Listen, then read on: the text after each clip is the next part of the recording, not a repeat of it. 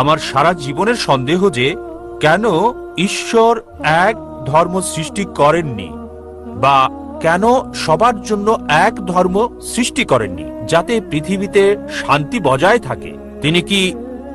তিনি কি জানতেন নাকি জানতেন না যে এ কারণে এজন্য সমস্যা হতে পারে? সুন্দর প্রশ্ন করলেন, খুবই সুন্দর প্রশ্ন। কেন ঈশ্বর একটি ধর্ম তৈরি করলেন না? তো হ্যালো বন্ধুরা, আমি চলে এলাম আপনাদের সঙ্গে আরেকটি নতুন ভিডিও নিয়ে। আপনারা দেখছেন lad reaction channel. Lad reaction চ্যানেলে আপনাদের সবাইকে স্বাগতম। তো বন্ধুরা, আজকে আমরা যে ভিডিওটা দেখব সেই ভিডিওর টাইটেল হচ্ছে যে ঈশ্বর একটা ধর্ম কেন তৈরি করেনি। একজন ব্যক্তি ডাক্তার জাকির নায়েককে জিজ্ঞেস করেছেন যে ঈশ্বর একটা ধর্ম কেন তৈরি করেনি। ঈশ্বর কি জানতেন না যে অনেকগুলো ধর্ম তৈরি করলে মানুষ পরে মারামারি করবে, অনেক কিছু করতে পারে? তো এই প্রশ্নটার উত্তর ডাক্তার জাকির নায়েক সাহেব কত সুন্দর লজিক দিয়ে বুঝিয়ে দিয়েছেন, এটাই দেখবো আমরা আজকে এই ভিডিওতে। তো বন্ধুরা, ভিডিওটা খুবই ইন্টারেস্টিং হবে, আপনারা কেউ স্কিপ করবেন না। তো বন্ধুরা, চলেন বেশি দেরি না করে ভিডিওটা শুরু করি। আমার নাম কৃষ্ণ রাও। বিদেশে জেনারেল ম্যানেজার হিসেবে কাজ করছি। সৌভাগ্যক্রমে আমার সৌভাগ্যবশত এখানে আমি এসেছি আমার বন্ধুর সাথে। সে এখানে নিয়ে এসেছে।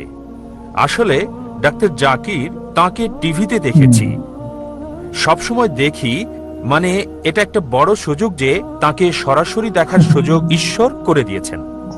আমার একটা প্রশ্ন, আমার সারা জীবনের সন্দেহ যে কেন ঈশ্বর এক ধর্ম সৃষ্টি করেননি, বা কেন সবার জন্য এক ধর্ম সৃষ্টি করেননি যাতে পৃথিবীতে শান্তি বজায় থাকে।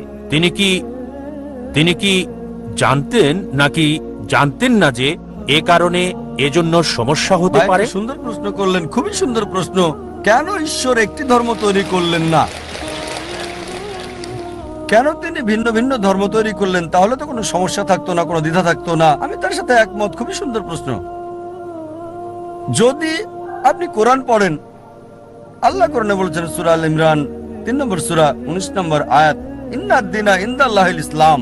আল্লাহ তাআলার কাছে একমাত্র গ্রহণযোগ্য ধর্ম হচ্ছে ইসলাম। ইসলাম মানে আল্লাহ তাআলার কাছে নিজের ইচ্ছাকে সমর্পণ করা। যদি আপনি সবগুলো ধর্ম দেখেন, সর্বশক্তিমান ঈশ্বর নবী বা রাসূল প্রেরণ করেছেন এক ধর্ম প্রচারের জন্য।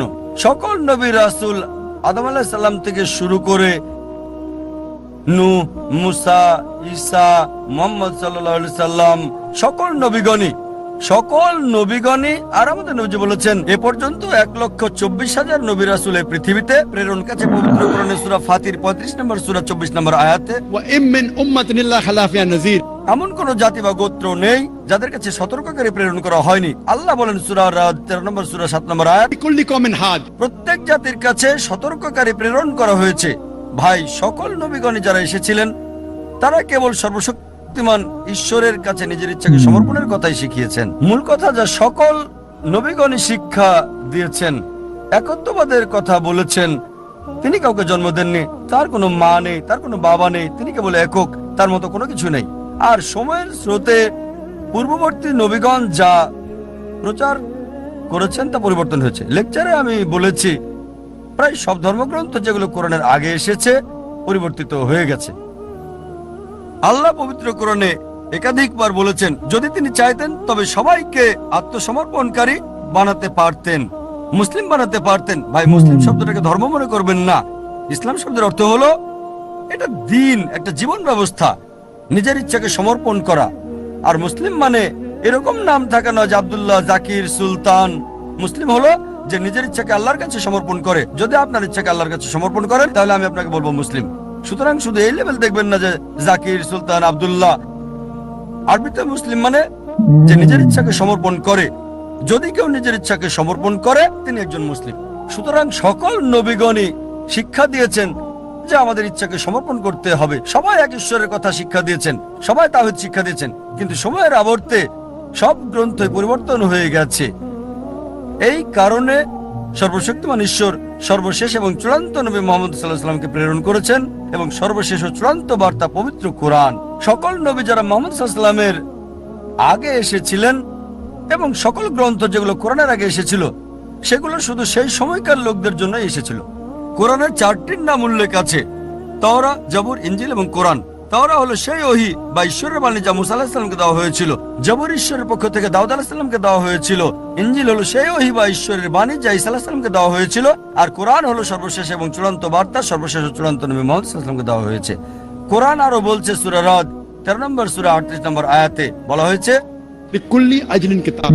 প্রত্যেক যুগেই কিতাব দেওয়া হয়েছিল, অনেক কিতাবই নাজিল করা হয়েছিল, কিন্তু সব কিতাব যা কোরআনের আগের এবং সকল নবী যারা মুহাম্মদ সাল্লাল্লাহু আলাইহি ওয়াসাল্লামের আগে এসেছিলেন তারা শুধু সেই সময় এবং সেই সময়ের লোকদের জন্য প্রেরিত। এ কারণে সর্বশক্তিমান ঈশ্বর এটাকে সংরক্ষণ করে রাখেননি। যেহেতু কোরআন হলো সর্বশেষ এবং চূড়ান্ত বার্তা, তাই এটা শুধু মুসলিম বা আরবদের জন্য না, এটা সমগ্র মানব জাতির জন্য। এবং নবী মুহাম্মদ শুধু আরব বা মুসলিমদের জন্য নয়, তাকে প্রেরণ করা হয়েছে সমগ্র মানব জাতির জন্য। আর এ কারণে তার কথা উল্লেখ আছে বিশ্বের প্রধান প্রধান ধর্মগ্রন্থগুলোতে।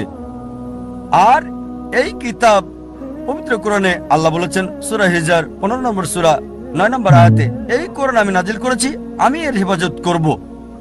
তার মানে আমরা দেখছি সর্বশক্তিমান ঈশ্বর রাসূল প্রেরণ করেছিলেন একটাই ধর্ম প্রচারের জন্য, মানে ঈশ্বরের কাছে নিজের ইচ্ছাকে সমর্পণ করার জন্য। আরবিতে এটা ইসলাম।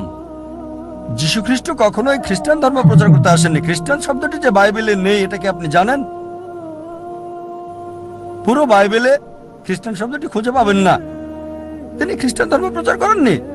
খ্রিস্টান শব্দটা দ্বারা মূলত অ্যান্টিওয়াকে যিশুর অনুসারীদের বোঝাতো বুক অফ অ্যাক্টসে আছে ডাকনাম। সুতরাং যীশু খ্রিস্ট ইসলাম প্রচার করেছেন, এটা আছে গসপেল অফ জন অধ্যায় 5 অনুচ্ছেদ 30। যীশু খ্রিস্ট বলেছেন যে আমার ইচ্ছায় নয়, আমার পিতার ইচ্ছায়, প্রভুর ইচ্ছায়। আরবিতে বললে তিনি ইসলাম প্রচার করেছিলেন। একইভাবে যদি ভগবদ গীতা পড়েন, শ্রীকৃষ্ণ বলছে ঈশ্বরের কাছে তোমাদের ইচ্ছাকে সমর্পণ করো। যদি আরবিতে বলেন, তিনি বলছেন আপনাকে ইসলাম মানতে। সুতরাং আমরা দেখছি সব নবী রাসূল নিজের ইচ্ছাকে ঈশ্বরের কাছে সমর্পণ করার শিক্ষা দিয়েছেন। এজন্যই কোরআন বলছে সূরা আল ইমরান 3 নম্বর সূরা 19 নম্বর আয়াতে, ইন্নাদ দীনা ইনদাল্লাহিল ইসলাম। আল্লাহর কাছে একমাত্র গ্রহণযোগ্য জীবন ব্যবস্থা হলো নিজের ইচ্ছাকে আল্লাহর কাছে সমর্পণ করা। আমাদের উচিত ধর্মগ্রন্থে ফিরে যাওয়া, সর্বশক্তিমান ঈশ্বরের নির্দেশে ফিরে যাওয়া এবং নিজের ইচ্ছাকে ঈশ্বরের নির্দেশের কাছে সমর্পণ করুন, তাহলে আপনি সত্য পথে থাকবেন। আশা করি উত্তরটা পেয়ে। তো বন্ধুরা, আপনারা দেখলেন ডক্টর জাকির নায়েক সাহেব কত সুন্দর লজিক দিয়ে বুঝিয়ে দিয়েছেন। আর এটাও বললেন যে বাইবেলে, পুরো বাইবেলে খ্রিস্টান শব্দটা নেই। তো বন্ধুরা, ভিডিওটা যদি ভালো লেগে থাকে অবশ্যই বন্ধুদের মাঝে শেয়ার করবেন। আর আমার এই চ্যানেলে নতুন হয়ে থাকলে চ্যানেলটিকে সাবস্ক্রাইব করে পাশে থাকা বেল আইকনটি অন করে রাখবেন, তাহলে নতুন কোনো ভিডিও আপলোড করার সঙ্গে সঙ্গে আপনার কাছে নোটিফিকেশন চলে যাবে। তো বন্ধুরা, দেখা হচ্ছে পরবর্তী ভিডিওতে। ভালো থাকবেন, সুস্থ থাকবেন।